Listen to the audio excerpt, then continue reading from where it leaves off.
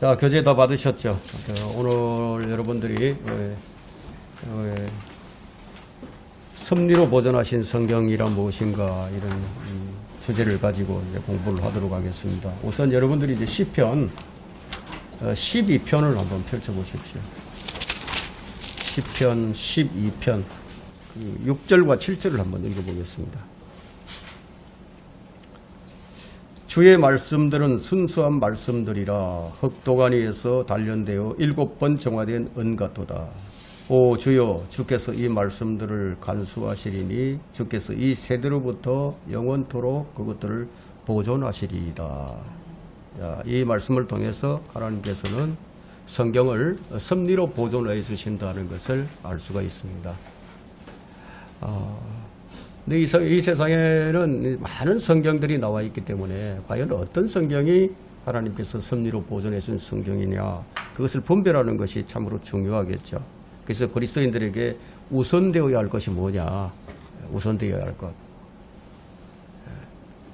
하나님께서 이제 기록해 주신 성경이 과연 어떤 성경이 하나님께서 기록해 주신 성경인가, 그걸 분별하는 거겠죠. 그리고 그 성경을 통해서 우리가 하나님의 뜻을 알고 또 그것을 실천하는 겁니다. 여러분, 이게 교재 다 받으셨죠? 지난 시간에는 영감으로 주어진 성경이란 이 주제로 공부했었는데, 오늘은 이제 영감으로 주어진 성경이 과연 어떻게 보존되고 우리에게 전수되었는지 그것을 한번 확인해 보고자 합니다. 성경 독자에게 우선되어야 할 것은 올바른 분별력이에요. 왜냐하면 성경은 우리가 매일 먹어야 할 양식이기 때문입니다. 내가 먹는 성경이 올바른 성경인가, 그것이 너무나 중요한 거예요. 왜냐하면 올바른 성경이 아닌 경우에는 잘못된 음식을 먹기 때문이에요. 이 세상에 나와 있는 많은 성경들이 다 똑같지가 않습니다. 바로 이런 이유로 시편 12편 7절에서 하나님께서 친히 성경을 보존해 주신다고 말씀해 주신 겁니다. 만일 내가 보는 성경이 하나님께서 보존해 주신 성경이 아니라고 한다면 내가 매일 읽는 이 먹는 식단에 독소가 들어간 것과도 같죠. 독소가 들어가면 어떻게 되겠습니까? 그걸 계속 먹으면 문제가 생기죠. 또 우리는 이제 성경에 대한 인식도 참 중요합니다. 만일 최초의 원본에만 영감이 있다고 생각을 한다거나, 또한 하나님께서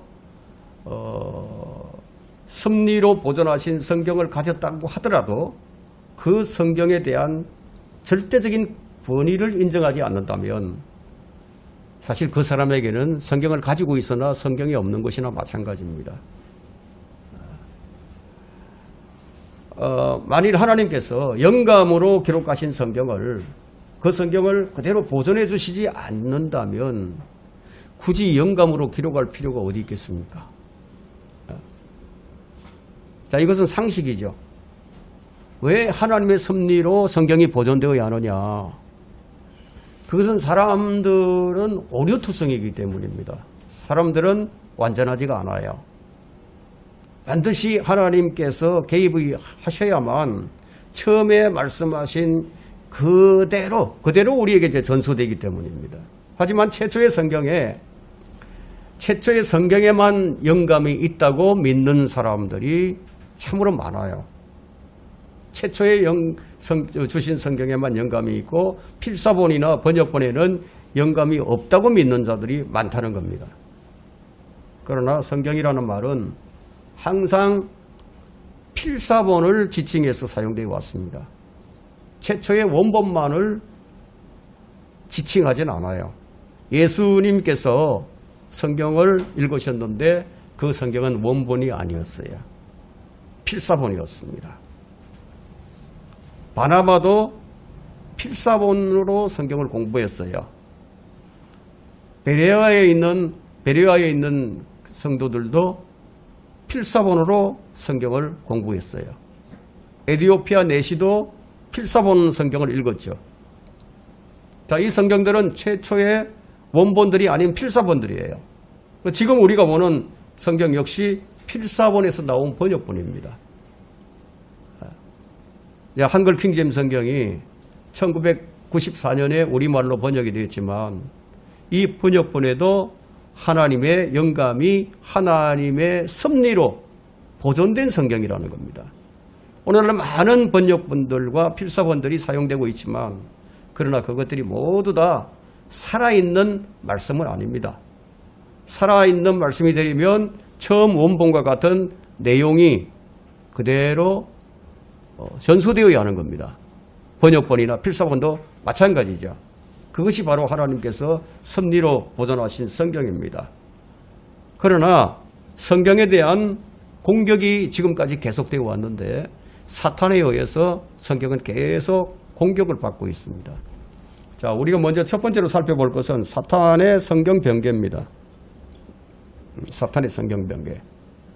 자, 하나님께서는 성경을 필사와 번역이라는 방법으로 성경을 보존해 오셨는데 그러나 성경을 주신 이후부터 사탄의 공격은 끊임없이 계속되어 왔고 성경은 끊임없는 박해의 대상이었습니다.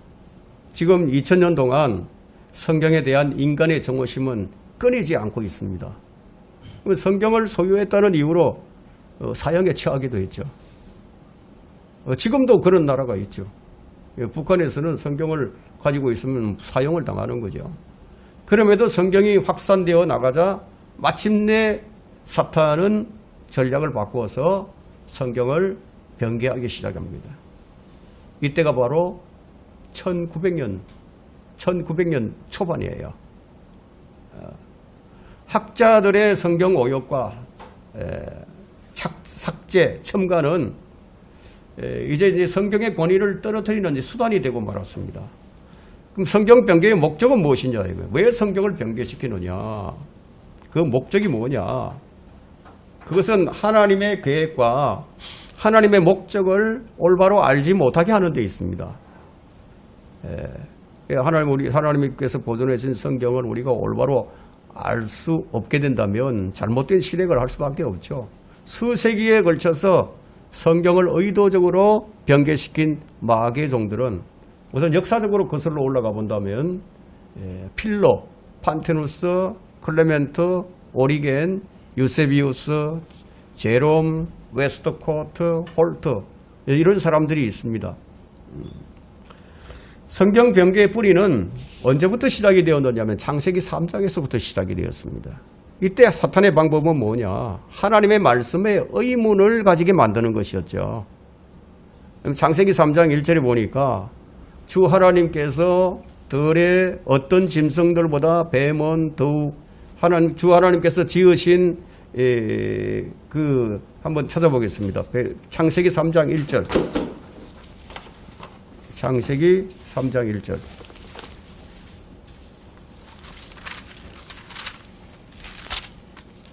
주 하나님께서 지으신 들의 어떤 짐승들보다 뱀은 더욱 간교하더라. 그가 여자에게 말하기를 참으로 하나님께서 말씀하시기를 너희는 동산의 모든 나무에서 나는 것을 먹지 말라 하시더냐. 모욕을 품게 만들었죠. 사탄이 첫 번째 한 말이 참으로 그렇게 말씀하시더냐? 그것이 정말이냐? 이런 질문을 던짐으로써 하나님의 말씀에 대한 의문을 이제 불러일으키는 겁니다. 성경을 변개하는 사탄의 방법은 우리가 크게 이제 세 가지로 나눠볼 수가 있는데 삭제를 하거나 첨가하거나 대체시키는 것, 이 세 가지로 나타나게 됩니다. 성경 변개의 첫 번째 방법은 이제 하나님의 말씀의 일부를 이제 삭제하는 것인데, 여러분 창세기 2장 16절은 한번 보세요. 주 하나님께서 그 사람에게 명령하여 말씀하시기를 동산의 모든 나무에서 나는 것을 네가 마음대로 먹을 수 있으나, 자, 이 말씀을 창세기 3장 2절에서 이 이브가 여자가 삭제라는 것을 볼 수 있습니다. 여자가 그 뱀에게 말하기를 우리가 동산 나무들의 열매는 먹을 수 있으나 먹을 수 있으나, 그죠? 먹을 수 있으나. 3절 동산 가운데 있는 나무의 열매에 관해서는 하나님께서 말씀하시기를 너희는 그것을 먹지도 말고 만지지도 말라. 혹 죽을까 함이라 하셨느니라. 만지지도 말라, 먹지도 말라. 이렇게 이제 이 첨가시키는 것을 볼 수 있죠. 성경 변경의 이제 두 번째 방법이 첫 번째 방법이 이제 바로 그거고요. 두 번째 방법이 이제 이 첨가하는 거고, 첫 번째 방법이 삭제하는 것인데, 네 마음대로 먹을 수 있으나를 마음대로를 빼버려죠. 마음대로를 이제 빼버리는 것이 이제 삭제하는 겁니다. 두 번째 방법은 첨가하는 것인데, 방금 우리가 읽었던 2장 17절에 보세요. 2장 17절에 선과 악의 지식의 나무에서 나는 것은 먹지 말라. 네가 거기서 나는 것을 먹는 날에는 반드시 죽으리라. 먹지 말라. 반드시 죽으리라. 이렇게 말씀하셨는데, 이 말씀을 3장 3절에서 이브가 첨가시킵니다. 만지지도 말라. 혹 죽을까 함이라. 이렇게 이제 바꾸는 것을 볼 수 있죠. 그죠? 먹지 말라. 만지지도 말라. 첨가시키는 것을 볼 수 있고, 그 다음에 세 번째 방법은 이제 대체시키는 것인데, 2장 17절 다시 한번 봅니다. 선과 악의 지식의 나무에서 나는 것을 먹지 말라. 네가 거기서 나는 것을 먹는 날에는 반드시 죽으리라 하시니라. 죽으리라 하시니라. 하나님께서는 반드시 죽으리라. 반드시 죽으리라고 하셨는데, 이번은 어떻게 바꿉니까? 혹 죽을까 함이라. 혹 죽을까 함이라. 3장 3절에서 혹 죽을까 함이라. 이렇게 이제 바꾸는 것을 볼 수 있고요. 사탄은 한술 더 떠서 어떻게 아예 너희가 반드시 죽지 아니하리라고 이제 대체시키는 것을 볼 수 있습니다. 3장 4절에 보면 그 뱀이 여자에게 말하기를 너희가 반드시 죽지는 아니하리라. 이렇게 바꾸는 것을 볼 수 있죠. 그래서 보존된 성경과 또 삭제되고 대체되고 첨가된 성경은 이 두 가지 성경이 있는데, 오늘날 성경이 양대산맥이라는 게 있습니다. 이 양대산맥이 바로 이 가톨릭 성경을 이제 기준으로 해서 쭉 내려오는 성경이 있고, 시리아 안티오크에서 사도들에 의해서 이 성경이 계속 보존되어 내려오는 성경이 있어요. 이것을 두 개를 이제 비교를 해본다면은, 안티오크에서부터 이 사도들에 의해서 쭉 전서되어 왔던 이 성경은 이 히말라야에 있는 에베레스트 산과 같이 최고봉이라고 할 수 있고요. 그다음에 가톨릭에서 내려오는 성경은 저 남산 정도 된다고 볼 수 있죠. 이런 이제 차이가 있는 거예요. 성경 변개의 뿌리는 사탄인 것을 우리가 볼 수 있습니다. 이 세상의 죄는 뭐냐면 하나님의 말씀의 권위를 부정해서 그 말씀의 의문을 가짐으로써 말씀을 삭제하고 첨가하고 진리의 말씀을 대체한 것에서부터 시작이 된 것을 우리는 창세기에서부터 발견할 수 있습니다. 그러나 하나님께서는 이 성경 보존에 대한 약속을 주셨는데, 사탄의 공격과 번개가 계속되었음에도 불구하고 하나님의 말씀은 훼손되지 않고 지금까지 우리에게 보존되었어요. 왜냐하면 그 이유는 하나님께서 약속을 하셨기 때문입니다. 하나님께서 친히 내가 이 세대로부터 영원토록 그것들을 보존하시리라고 주님께서 약속을 해주셨어요. 성경 보존에 대한 믿음은 성경의 첫 장부터 끝장까지 다 믿는 거예요. 만일 우리가 시편 12편 6절과 7절을 인정하지 않게 되면 성경의 편수와 필사와 또 번역과 보존을 인정하지 않는 것이 됩니다. 편수라는 것이 뭐냐면 지금처럼 그 옛날에는 그 인쇄술이 발달하지 않았어요. 그래서 사람들이 필사를 했죠. 필사를 하고 또 지금처럼 우리처럼 이렇게 좋은 이런 그 종이가 있는 것이 아니니까 무엇을 사용했나 하면은 파피루스라든가 또 양피지라든가 또 나무 조각이라든가 돌판이라든가 뭐 이런 것들을 사용해서 하나님의 말씀을 이제 옮겼어요. 필사를 했죠. 그다음에 그것이 얼마나 많겠어요. 온전한 성경을 다 가지고 지금처럼 우리 66권을 다 가지고 있는 사람들이 별로 없는 거예요. 조금씩 이제 가지고 있는 거였죠. 그런 것들을 다 긁어 모아서 그것을 일치하는 것들을 차곡차곡 쌓는 거예요. 차곡차곡 쌓아서 8,000장에서 10,000장까지 일치하는 것들을 편수를 해서 그걸 갖다가 표준 원문으로 만들어냈습니다. 이런 작업이 1500년경에 1400년대부터 1500년, 1600년, 1633년에 비로소 이제 엘지버 형제에 의해서 이 성경 편수가 이제 완전히 이제 끝나게 됩니다.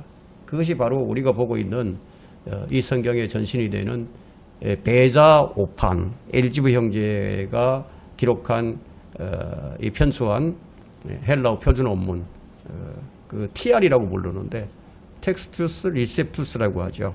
그 성경이 이제 우리에게 전수되고 있는 겁니다. 여기 이제 다시 한번 본문으로 우리 교재로 돌아와 가지고 말씀으로 하늘과 땅 온 우주를 창조하신 전능하신 하나님께서 이 성경이 82만 단어로 되어 있는데 이 고작 82만 단어밖에 안 되는 이 한 권의 책을 온전히 보존하지 못하겠는지 한번 여러분 스스로 한번 생각을 해보세요. 여러분 하나님께서 보존하지도 못한 성경을 왜 만드셨겠어요? 예. 하늘과 땅은 없어져도 내가 한 말은 결코 없어지지 않는다고 말씀하셨는데 예. 사람들이 아무리 뭐 없앤다 하더라도 하나님께서 그것을 보존하지 못하겠습니까? 하나님께서 자신이 만든 성경에 자신의 이름을 걸고 보존하시겠다고 약속을 하셨는데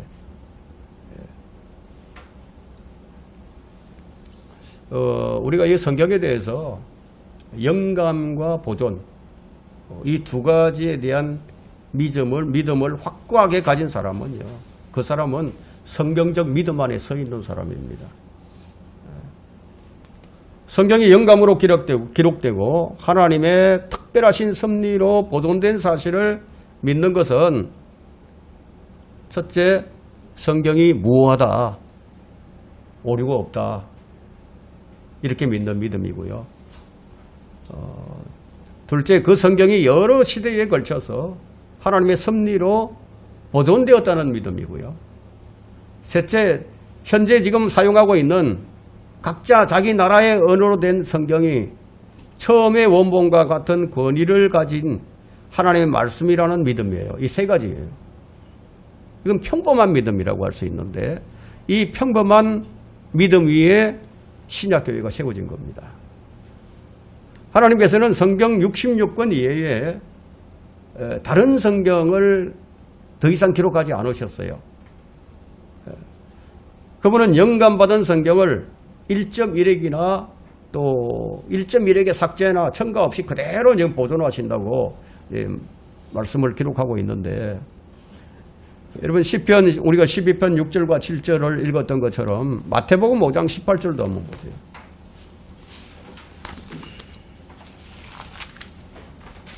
마태복음 5장 18절.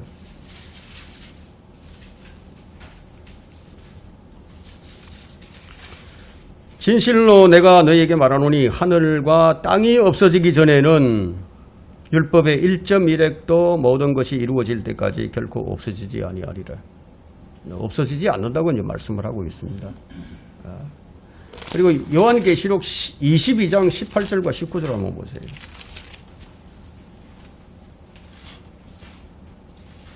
(22장) 18절과 19절에 이는 내가 이 책의 예언의 말씀들을 듣는 각 사람에게 증거함이니 누구든지 이것들에 더하면 하나님께서 이 책에 기록된 재앙들을 그에게 더하실 것이요. 더하면, 첨가하면 이런 말씀이죠. 누구든지 이 책의 예언의 말씀들에서 삭제하면 하나님께서 생명의 책과 거룩한 도성과 이 책에 기록된 것들에서 그의 부분을 제하여 버리시리라. 이게 무서운 말씀이 기록되어 있죠. 영감이라고 할 때 영감이란 도대체 뭔가 정확하게 이해하지 못하는 사람들이 참 많아요. 영감받은 성경을 필사하는 사람들이 있어요. 옮겨 적는 사람들. 구약시대에는 이제 서기관들이 이제 옮겨 적었는데, 또 성경을 이제 번역하는 사람들이 있죠. 이 번역하는 사람들이나 필사하는 사람들에게는 영감이라는 이 단어를 사용할 수 없어요. 필사자들과 번역자들이 성령의 인도하심으로써 처음에 영감받은 그 성경을 그대로 필사를 했거나 그대로 번역을 했으면 그 필사본들과 번역본은 처음의 성경과 똑같은 권위를 지니게 되는 겁니다. 그러나 성경 필사자들이나 번역자들에게 영감을 주셔서 그렇게 하지는 않아요. 그래서 필사본과 번역본은 영감받아 번역했다라는 말을 하지 않는 거예요. 그러나 필사본과 번역본이 하나님의 섭리로 보존되었다면은 그 필사본과 번역본은 디모데후서 3장 16절에서 말씀하고 있는 모든 성경, 그 모든 성경에 해당하게 됩니다. 정상적인 그리스도인은 하나님께서 영감으로 기록하신 최초의 원본과 같은 권위를 지닌 성경으로 하나님을 섬기는 겁니다. 그래야만 바르게 섬길 수가 있어요. 만약에 성경이, 내가 가진 성경이 10,000단어가 번역이 잘못됐다. 그랬을 경우에 그것을 가지고 공부를 해보세요. 그것을 가지고 그대로 실행을 해보세요. 그만큼 잘못 실행하는 거죠. 그래서 성경은 올바르게 필사되어야 되고 올바르게 번역이 되게 됩니다. 자, 세 번째 우리가 살펴볼 것은 구약과 신약의 성경 보존과 변개의 역사입니다. 구약에는 어떻게 성경을 하나님께서 보존시키셨냐 하면은 구약의 성경을 제사장들을 통해서 보존을 하셨습니다. 하나님께서는 제사장들을 통해서 구약에 흩어져 있는 필사본들을 모을 수 있도록 해주셨고, 그리고 그 구약 성경의 순수성을 계속 유지하게 만드셨어요. 신약에서는 신약 성경의 보존을 영적 제사장직을 수행하고 있는 그리스도인들을 통해서 보존해 주셨어요. 즉 그리스도 안에서 참으로 신실한 하나님의 사람들을 사용하심으로써 성경을 보존시켜 주신 겁니다. 구약 성경의 보존을 우리가 좀 구체적으로 살펴본다면은 에스라 이전까지의 보존 과정을 보게 되면요, 히브리어 구약 성경은 모세와 선지자들과 하나님께서 예언적 은사를 주신 다른 여러 사람들이 이제 기록을 했어요. 그러나 그렇게 기록된 계시의 말씀을 보존하는 의무는 선지자들에게 주어지지도 않았고, 제사장들에게 위임이 됐습니다. 그래서 구약의 제사장들은 하나님께서 지정하신 이 율법의 안내자였고 교사의 역할을 해왔던 겁니다. 여러분 신명기 31장 24절부터 한번 보도록 하겠습니다. 신명기 31장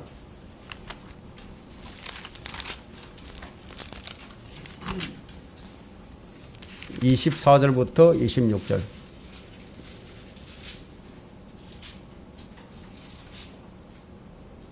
모세가 이 율법의 책 말씀들을 완성하여 그것들을 한 책에 기록하기를 마쳤을 때 모세가 주의 언약궤를 메는 레위인들에게 명령하여 말하기를 이 율법의 책을 가져다가 주 너희 하나님의 언약궤 옆에 두어 그것으로 너희에 대한 증거로 거기에 있게 하라.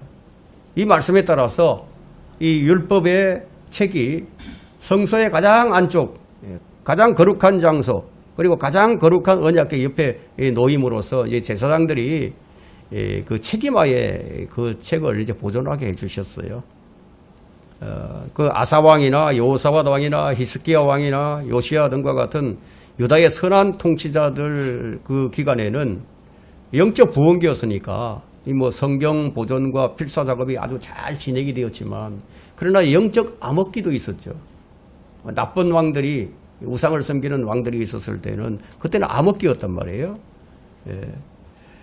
그때의 제사장들은 하나님의 율법을 보존하고 가르치는 일이 전적으로 배제된 상태에 있었거든요. 예. 그래서 역대기야 15장 3절을 보게 되면 오랜 세월 동안 이스라엘은 참 하나님도 없이 가르치는 제사장도 없이 율법도 없이 지내왔느니라 이렇게 말씀하고 있습니다. 이런 암흑기가 있었어요. 그런데 이런 암흑기에도 하나님께서는 여전히 자신의 거룩한 말씀을 특별한 방법으로 보존해 주셨어요. 다니엘과 같은 사람들, 에스겔과 같은 사람들. 여러분 다니엘이 바빌론 포로에 잡혀갔잖아요. 그 포로 생활할 때도 다니엘은 성경을 읽고 있었어요. 그럼 성경을 가지고 간 거죠. 그 외에 참된 믿음을 지닌 사람들은 이 바빌론 포로로 잡혀갈 때도 보존되었던 구약 성경을 가지고 갔었던 것을 우리가 알 수가 있습니다.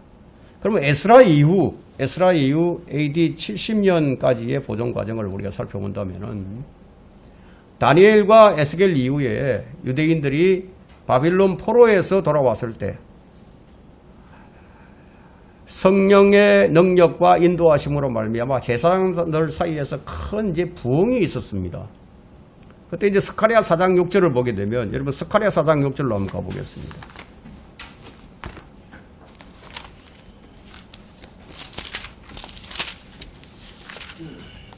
스가랴 4장 6절.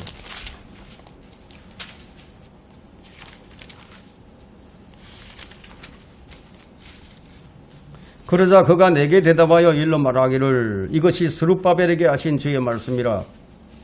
말씀하시기를 힘으로도 아니요 능력으로도 아니며 오직 나의 영에 의해서니라. 만군의 주가 말하노래 하시느니라. 나의 영에 의해서니라. 성령의 인도하심으로 에스라와 그의 계성자들은 주의 율법책을 찾아 모았어요. 그리고 그 율법책을 다시 가르쳤고 그것을 또 행하고 그 원문들은 우리 주 예수 그리스도의 지상 사역 때까지 오류 없이 깨끗한 상태로 유지되고 보존된 것을 우리가 여기서 발견할 수 있습니다. 예수님께서 회당에 들어가셔서 성경을 읽으셨을 때 보존된 성경이 없었다면 어떻게 성경을 읽을 수가 있었겠습니까? 하나님께서 이러한 방법으로 보존해 오신 것을 볼 수가 있습니다. 자, 우리가 여기서 알아야 할 중요한 사실은 구약 성경의 보존을 말할 때 그 보존에 유대인 제사장들의 역할이 이제 있었다는 것을 알 수 있고요. 그 원인을 로마서 3장 2절에서 이렇게 말씀합니다. 하나님의 말씀이 그들에게 맡겨졌습니다. 하나님의 말씀이 유대인들에게 맡겨졌어요. 구원이 유대인에게서 나온다고 말씀하시죠. 예수님도 유대인이셨습니다. 그럼 신약 성경의 보존을 우리가 살펴본다면요. 신약 성경은 구약 성경과는 다르게 제사장 그룹에 의해서 보존되지 않았어요. 예수 그리스도께서 십자가에서 이제 죽으셨을 때 그 성전 휘장이 찢어졌어요. 그래서 구약 제사장들은 더 이상 필요로 하지 않게 됐습니다. 그러므로 신약 성경은 제사장 그룹에 의해서가 아니라 예수 그리스도를 믿는 영적 제사장들이 신약 성경을 보존하는데 쓰임받았던 것을 우리가 알 수가 있습니다. 신약 성경의 보존은 필사본으로 이제 보존되어 왔는데 아까 제가 말씀드렸던 대로 파피루스, 단편들, 대문자 필사본, 소문자 필사본, 성구집 등이 있어요. 근데 올바른 원문 배평학자들은 이 필사본을 가리켜서 비잔틴 원문이라고 불렀습니다. 비잔틴 원문. 이 다수 원문, 비잔틴 원문을 또 다수 원문이라고 불렀는데 이 다수 원문은 비잔틴 제국기간, 그러니까 312년부터 1453년 이 기간 동안에 거의 모든 지역에서 일반적으로 사용되었던 헬라어 신약 원문이에요. 헬라어로 된 신약 원문. 오늘날에도 신실한 그리스도인들이 최고의 성경으로 믿고 있는 이것이 바로 비잔틴 원문입니다. 킹 제임스 성경은 1611년에 이제 번역이 됐는데요. 이 킹 제임스 성경을 비롯한 다른 번들도 비잔틴 원문에서 번역이 됐습니다. 루트 성경이라든가 레이나 발레나 성경이라든가 디오다트 성경이라든가 이런 성경들이 동일한 성경입니다.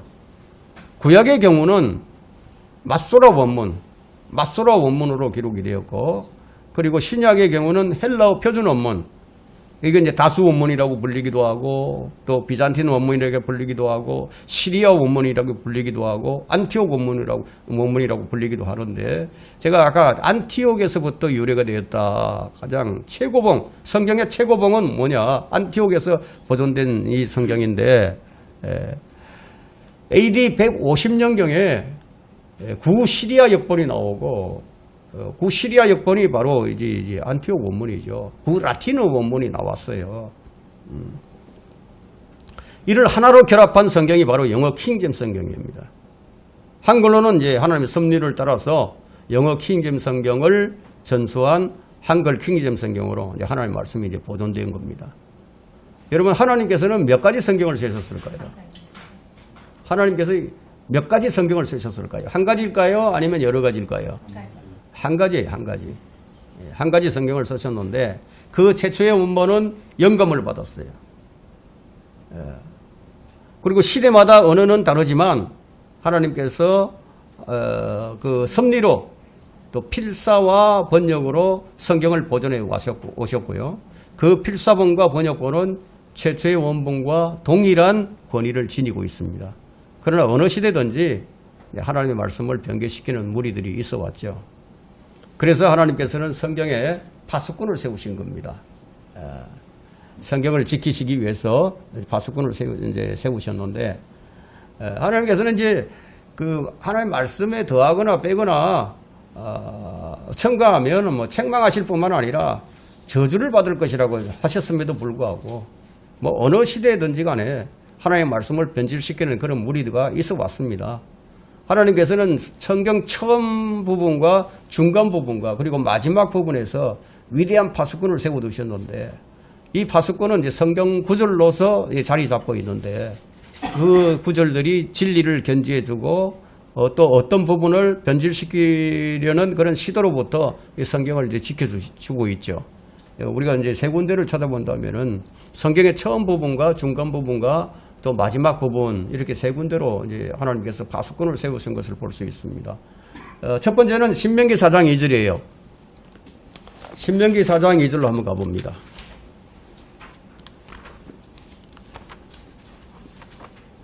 신명기 4장 2절.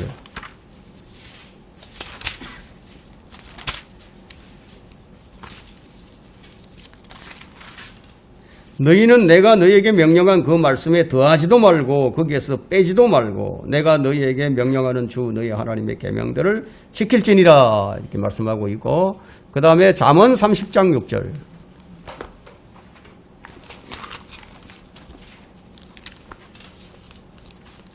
잠언 30장 6절. 성경의 중간 부분이죠. 너는 그분의 말씀들에 더하지 말라. 그분이 너를 책망하실까 함이며 네가 그 거짓말쟁이가 될까 함이라. 성경에 이제 더하는 성경 말씀에 뭔가를 더하는 사람은 거짓말쟁이입니다. 거짓말쟁이. 그리고 마지막 부분, 요한계시록 22장 18절과 19절. 아까 우리가 읽어봤죠. 이는 내가 이 책의 예언의 말씀들을 듣는 각 사람에게 증거함이니 누구든지 이것들에 더하면 하나님께서 이 책에 기록된 재앙들을 그에게 더하실 것이요, 또 누구든지 이 예언의 책의 말씀들에서 삭제하면 하나님께서 생명의 책과 거룩한 도성과 이 책에 기록된 것들에서 그의 부분을 제하여 버리시리라. 가장 강력한 파수꾼을 여기 세워두셨습니다. 마귀의 종들이 가진 계략으로 성경 변개를 시도하고 있지만, 그러나 하나님의 말씀은 보존되어 오는, 계속 보존됩니다. 하나님께서 자신의 말씀들을 지키시기 때문에. 자, 우리 결론을 내리도록 하겠습니다. 하나님께서는 한 가지 성경만 쓰셨습니다. 왜냐하면 하나님은 혼란의 창시자가 아니시기 때문이에요. 하나님께서는 성경을 영감으로 기록하셔서 섭리로 보존해 주셨습니다. 그래서 예수님께서는 마태복음 24장 35절에서 이런 말씀을 하셨죠. 하늘과 땅은 없어져도 내가 너에게 한 말은 결코 없어지지 않는다. 이렇게 이제 말씀을 주셨는데, 그런데 내가 보고 있는 성경에 뭔가 없어진 구절들이 있다. 그러면 그 성경은 어떤 성경이겠습니까? 네. 하나님께서 보존해 주신 성경이 아니죠. 그죠? 왜냐하면 가로 열고 없음 가로 닫고 되어 있으면 말씀이 없어졌잖아요. 하나님께서 보존해 주신다고 했는데 보존해 주시지 않고 있어. 하나님께서 보존하신 성경이 아니게 되는 거죠. 자, 우리는 성경을 읽을 때 그 말씀이 하나님께서 최초의 원본으로, 즉 영감으로 성경을 기록하셨다는 그 사실을 우리가 분명히 알아야 하고, 또 하나님께서는 그 원본을 쓰신 후에 그 바른 원본에서 나온 필사본과 번역본까지도 원본과 동일한 권위와 권한을 가지도록 해주신 거예요. 그래서 모든 그리스도인이 읽고 믿고 순종할 수 있도록 그분께서 그분의 말씀을 섭리로 보존해 오셨다는 사실을 이제 우리가 믿어야 하는 겁니다. 이런 확실한 믿음이 있어야 되는 거예요. 우리는 이제 성경을 더 많이 공부할수록, 자, 우리가 지금 현재 가지고 있는 이 성경이 성경을 주신 하나님의 목적에 따라서 온전하게 정말 부합되고 있고 절대적으로 완전하고 전혀 부족함이 없다는 것을 우리가 확신할 수 있습니다. 우리는 이제 그 말씀을 깨닫기 위해서 우리가 지혜를 구해야 되고, 또 그 훌륭한 믿음의 선배들이 제시해 주는 그런 믿음의 업적과 또 그 믿음의 선배들이 기록한 이 양서들이 많이 있죠. 예, 그걸 우리는 이제 마치 참고서처럼 그걸 우리가 이제 사용할 줄 알아야 합니다. 감사하는 마음을 가지고, 그래서 우리가 진리의 지식을 또 알아가야 합니다. 우리 앞에 놓인 이 열려 있는 성경을 믿는 마음과 겸손한 생각으로 읽고 묵상하고 실행해서 주님을 참되게 섬기는 성도들이 되기를 바랍니다. 오늘 강의를 마칩니다.